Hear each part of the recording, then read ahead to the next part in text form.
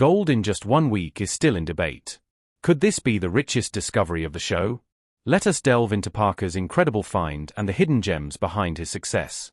Gold mining is still going strong today, even though many folks might think it was something that only happened back in the 1800s. This interest in gold mining is clearly highlighted by the hit Discovery Channel show Gold Rush. The show mainly takes place in Dawson City, Yukon, Canada, but it also gives us a glimpse into various gold mining activities all over the area. Over the seasons, the show has been a roller coaster of successes and setbacks, and viewers have watched characters like Parker Schnabel try to hit it big from the very beginning. Parker has been a part of Gold Rush since it first aired back in 2010. Even though he was only in a few episodes in that first season, he quickly captured the hearts of many viewers. Despite being one of the younger miners, he's really serious about his mining work. Even so, despite being well known and sometimes a bit quick to anger, many people still don't know much about his personal life. Parker describes his upbringing as that of a pretty typical Alaskan kid with a lot of time spent outdoors, especially hunting. We hardly ever needed to buy meat for about 5 years because of all the hunting. I was really proud of that, he has said. According to the Times, there was a significant shift in his interests during his teen years. For Parker, it wasn't about hunting deer, bears, and moose anymore. He had discovered something far more exciting: gold. On Gold Rush, Parker is known as a connoisseur of dirt, and he earns about $20 million a year, making him more successful than many others in the field. He's also the star of Discovery's most-watched show. His start in reality TV and mining began at a young age. At just 15, while he was helping run the Big Nugget mine, a small operation started by his very old grandfather, a TV crew came to scout him. They started filming him and just couldn't stop. As a teenager, discovering wealth in ways most teens discover: parties and fun times, he was naturally engaging. The gold mining business is tough, as noted by Maxim, but Parker seems to have an unusual level of wisdom and determination for someone his age, often saying his late grandfather inspired him. He outgrew Big Nugget and by 19 had moved on to bigger mining ventures in the vast untamed lands of the Canadian Klondike. More than a century after the initial gold rush, many who try to make it big in the Klondike still don't succeed. Despite the inconsistent seasons, Parker says his high earnings come from his approach of investing profits right back into the ground. Despite being a young millionaire, his lifestyle remains modest. "I don't have a yacht, luxury cars, or a big mansion. What I have is a big costly sandbox." The gold market boom in the 21st century has been a boon for miners, but making money largely depends on logistics, which the Times reports as terrible in the Klondike. To extract just 1 ounce of gold worth about $1,500, you need to process enough soil and use enough trucks to fill about half of an Olympic-sized swimming pool. The mining season is short in this northern territory, and Parker alone spends about $2 million on fuel. He emphasizes that making smart choices daily is key to financial success, but a few bad decisions can completely wreck you. Parker isn't really drawn to the gold itself. He says that it's just what he sells to continue mining. He mines to get gold, which then helps fund more mining. Entrepreneur points out that unlike many of his peers, Parker has successfully branched out into other areas, especially with his work on TV. During the mining off-season, he's managed to produce several adventurous Gold Rush spin-offs. Recently, he took his mining adventures from the cold north down to the challenging jungles of Guyana.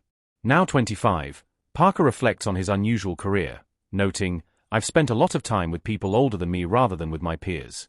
Here I was trying to run a business with a bunch of old guys who didn't like being told what to do." As for what's next, he's considering more TV projects, new mining ventures, maybe starting a cannabis farm, or jokingly, maybe I'll just flip burgers. As Parker Schnabel digs for gold, the challenges are as big as the rewards. Parker Schnabel has made quite a name for himself in gold mining, a fact well known to fans of the Gold Rush series.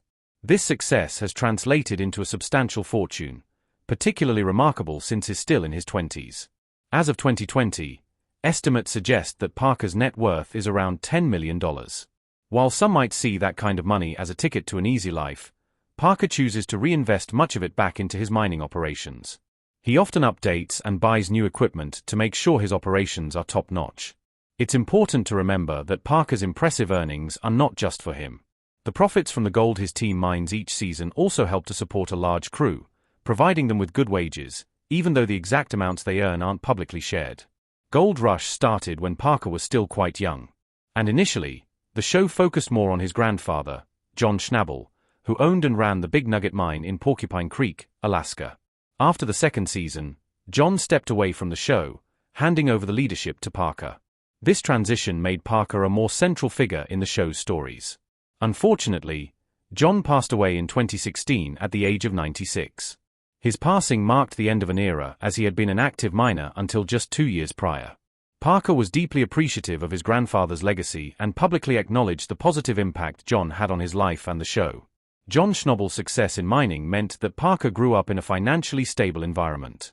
From his birth in 1994, there was a college fund in his name, ensuring that he could have pursued higher education without worrying about the costs.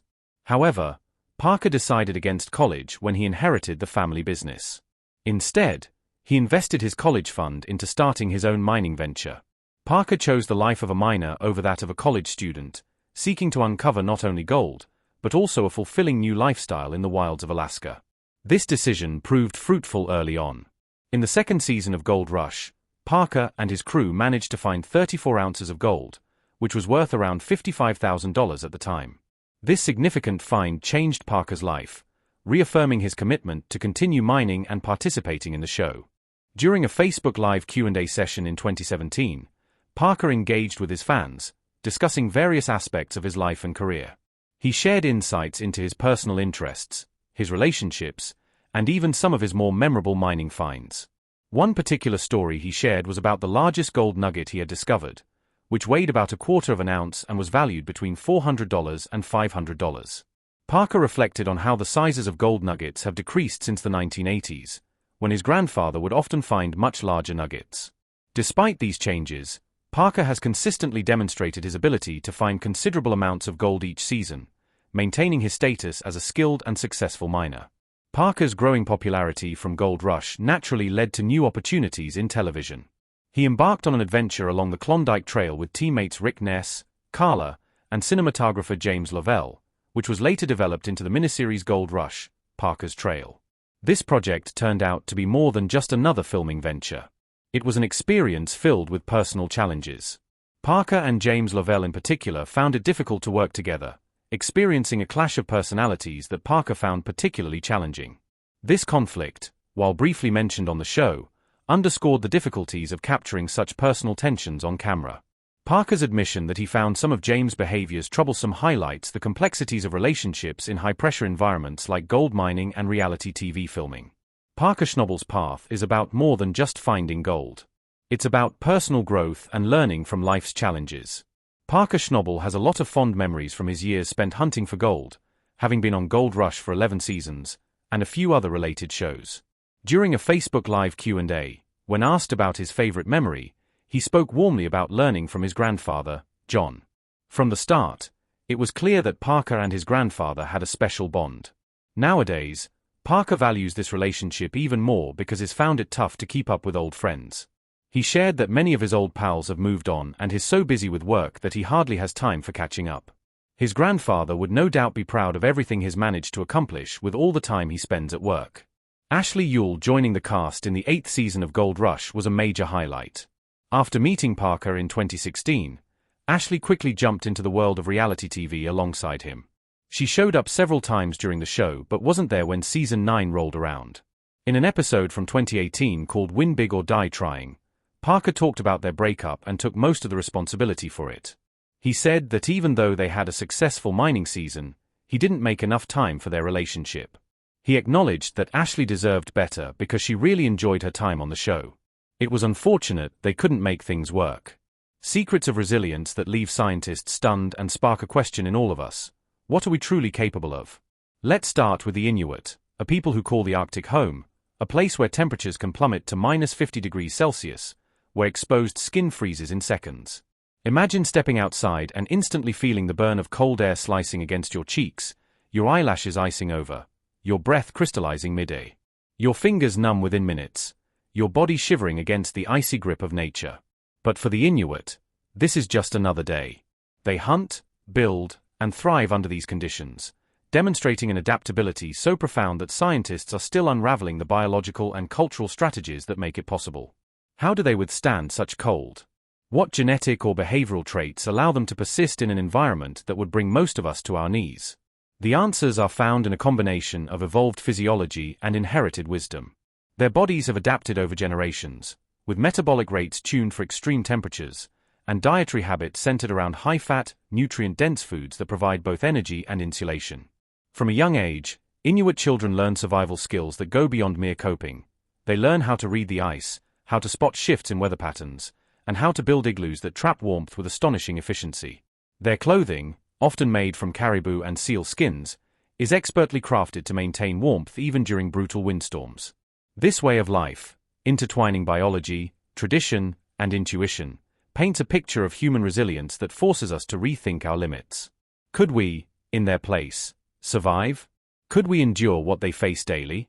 These questions ripple across scientific fields, prompting further research into the limits of human adaptation.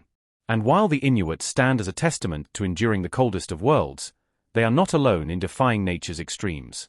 Across the globe, from the scorching deserts to the high-altitude peaks of the Andes, other cultures too exhibit remarkable resilience.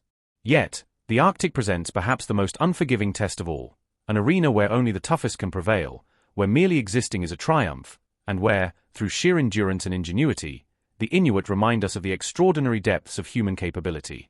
Scientists studying Inuit genetics have discovered unique adaptations in genes related to fat metabolism and energy regulation. Unlike many other populations, the Inuit are able to derive and use energy from omega-3 rich diets without developing the cardiovascular issues often associated with high-fat intake. This adaptation isn't just about survival.